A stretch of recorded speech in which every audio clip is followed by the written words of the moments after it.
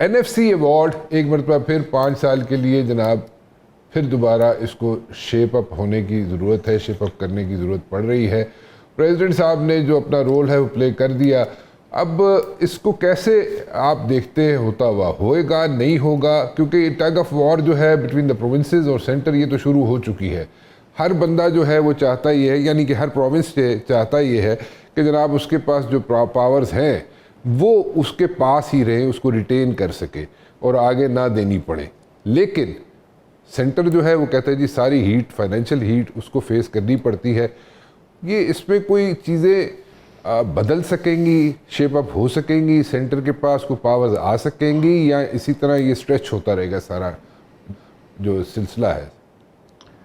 دیکھیں یہ بہت ہی سینسٹیو معاملہ ہے، بیکاز آپ بات کر رہے ہیں، ہم بات کر رہے ہیں کہ یہ جو ٹوٹل ٹیکس کلیکشن ہوتی ہے اس میں سے کتنے دیے جائیں پروونسز کو اور باقی ریٹین. اس وقت تقریباً 59% کے قریب جو ٹوٹل کلیکشن ہوتی ہے وہ چلی جاتی ہے صوبوں کو، اور سمجھ لیں 40% 41% جو ہے وفاق رکھتا ہے. اب جب یہ 2010 میں NFC ایوارڈ ہوا تھا، 7th NFC ایوارڈ، تو اس وقت بھی یہ ایک میجر بریک تھرو تھا. وہ جو بڑی کامیابی آپ کہتے ہیں نا لیجسلیشن کے حوالے سے، بڑے فیصلوں کے حوالے سے، جس طرح 18th امینڈمنٹ ہوا تھا، اس کے نکات بھی ہوتے ہیں.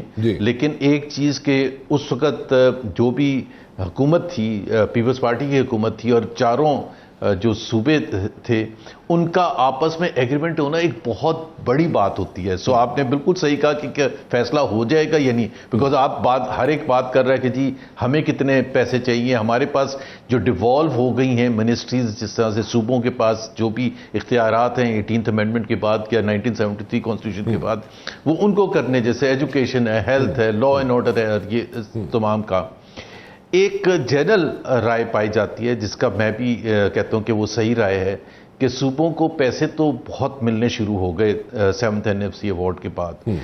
کیا صوبوں نے صحیح اس کا استعمال کیا یا نہیں کیا؟ اس میں بالکل کلیئر ہے کہ صوبوں نے صحیح استعمال نہیں کیا.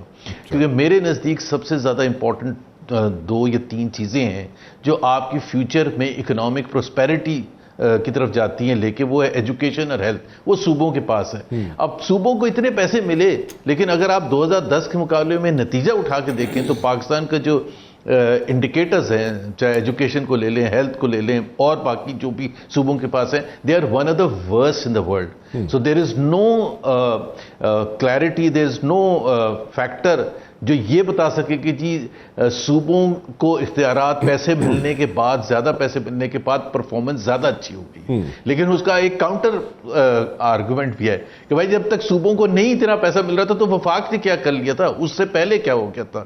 سو یہ ایک بہت سیریس سینسٹیو معاملہ ہے. کچھ نہ کچھ تو ہونا چاہیے، کیونکہ یہ ایک آرگومنٹ کہ جی اگر وفاق زیادہ پیسے رکھے گا، وفاق کہتا ہے کہ جی ہم نے دفاع پر سارے خرچ کرنے ہوتے ہیں، ہم جو قرضے لیتے ہیں اس میں جو ہمیں سود کی ادائیگی ہوتی ہے اس میں ہمیں سارا وفاق کو دینا پڑتا ہے، تو صوبے تو بوجھ ہی نہیں برداشت کرتے. لیکن دوسرا کوشچن یہ ہے کہ میں کہوں گا بھائی وفاق اتنے قرضے لیتا کیوں ہیں؟ آپ وہ چیزیں کر رہے ہیں، آپ اپنی پرفارمنس کو نہیں امپروو کر رہے. آپ کی جو پبلک سیکٹر انٹرپرائزز ہیں اس میں 1000 بلین تقریباً لاسز ہوتے ہیں، تو اس کو فکس نہیں کر رہا. اس کو فکس کرنے کے بجائے آپ قرضے لیتے ہیں، پھر پوچھ رہے ہیں صوبوں سے کہ جی یہ قرضوں میں آپ بھی تو کنٹریبیوٹ کریں ری پیمنٹ میں. تو ایک یہ بہت ہی ایک جیسے جیسے جائے گا ڈیبیٹ ہونا بڑی اچھی چیز ہے، ہر ایک کی رائے آنا بڑی اچھی چیز ہے، لیکن ایسا نہیں ہے کہ کچھ بھی ہوگا تو دودھ کی نہریں بہنی شروع ہو جائیں گی. پاکستان میں وفاق میں ہو یا صوبوں میں جو کریڈیبلٹی ہے، پرفارمنس ہے، یہ کمپٹنس ہے، وہ تو دونوں کی تقریباً ایک جیسی ہے، چاہے وفاق میں ہو یا صوبوں میں ہو. تو لیٹس ہوپ اینڈ سی کہ کیا نکلتا ہے. لیکن صوبوں کو اتنا زیادہ اگر کم کر دیں گے پیسے بھیجنا، تو سب سے زیادہ سفر جو ہوگا وہ آپ کے ہیومن ڈیولپمنٹ انڈیکیٹرز ہوں گے. بیکاز صوبہ پھر مڑ کے یہ کہے گا کہ جی جب آپ نے اتنی بڑی کٹوتی کر لی تو پھر آپ میرے سے جواب نہ مانگے کہ ایجوکیشن کیوں نہیں امپروو ہو رہی، یا آؤٹ آف اسکول چلڈرن کیوں نہیں کم ہو رہے، یا سٹنٹڈ بچے جو ہیں وہ کیوں نہیں کم ہو رہے. تو پھر میرے سے سوال جواب نہ پوچھیں، یا رول آف لا ہے یا اس کے حوالے سے میرے سے سوالات نہ پوچھیں. تو یہ ایک بڑا بحث ہوگی. اچھا، تو اس کا کوئی کنسنسس مستی خیل صاحب آپ کو ہوتا ہوا نظر آتا ہے؟ پتہ کہ اس میں ڈیبیٹ تو شروع ہو چکی ہے کافی عرصے سے، کوئی اس کے کوئی آپ کو کنسنسس پارلیمنٹ میں ہوتا ہوا نظر آتا ہے؟ کیونکہ ہر پارٹی کا اپنا اپنا سٹیک ہے اس پہ. بسم اللہ الرحمن الرحیم. بہت شکریہ رانا صاحب، آپ نے مجھے انوائٹ کیا اور میں آپ کے لیے اپنا معافی ضمیر بیان کرنے کے لیے آیا. یہ جیسے گورنر صاحب فرما رہے تھے، بڑا ٹچی ایشو ہے، اور میں سمجھتا ہوں کہ جو پاکستان ایک فیڈریشن ہے 4 صوبوں کا، ایک خوبصورت گلدستہ ہے، کشمیر ہے، گلگت بلتستان ہے، تو اس ملک کے نظم و نسق کو چلانے کے لیے اور جدید دور کے تقاضوں کے مطابق چلانے کے لیے بڑے چیلنجز ہیں. بڑی ڈیٹیل کے ساتھ انہوں نے بات کی ہے. میں ان کی ریپیٹیشن نہیں چاہتا کہ میں ریاست پاکستان جو ہے، آپ کو پتہ ہے سر کہ آئین پاکستان جو ہے وہ آپ کی ایجوکیشن کو، آپ کی ہیلتھ کو، آپ کی لینڈ آرڈر کو اور آپ کی سیکیورٹی کو وہ گارنٹی کرتا ہے وہ جی.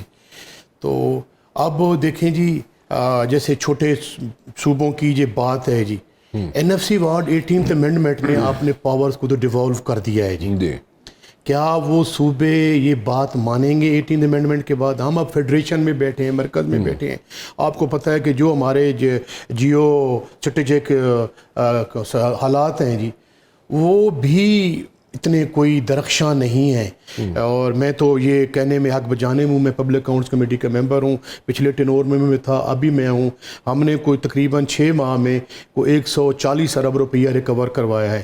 جب ہمارے سامنے وہ آڈٹ آبجیکشنز آتے ہیں تو ہم دیکھ رہے ہیں کہ یہ سسٹم جو ہے اس انداز میں نہیں چل رہا جیسے چلنا چاہیے.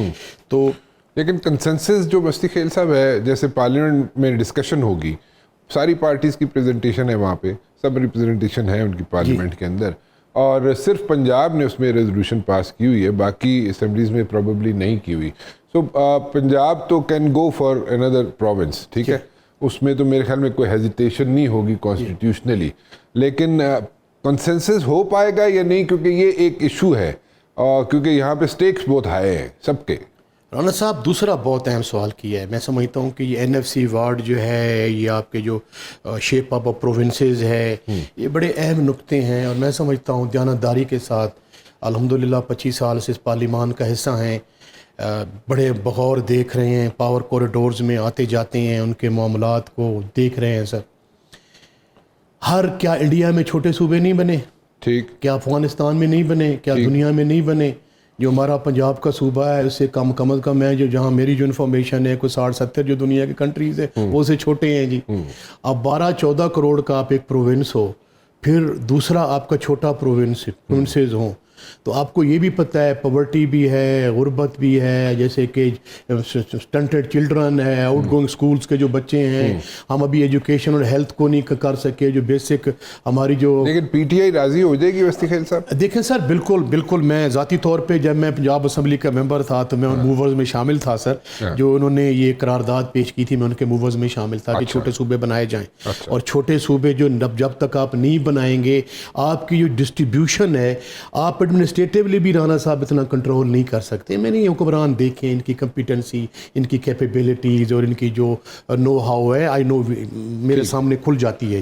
ٹھیک ہے نا جی. ہم یہ ماڈلز بدقسمتی سے استعمال کر سکتے ہیں. لیکن آپ کا کنسنسس ہے، میرا رانا صاحب، پی ٹی آئی کا کنسنسس ہے. میرا رانا صاحب کنسنسس یہ ہے کہ لیکن چھوٹے صوبے بنانے کے لیے ایک انکلوسیو سوچ کی ضرورت ہے. دیکھیں، آپ نے جب صوبوں کی بات کی نا، آپ اس وقت ایم پی اے تھے، آپ پروونشل اسمبلی میں تھے، آپ پنجاب اسمبلی میں تھے.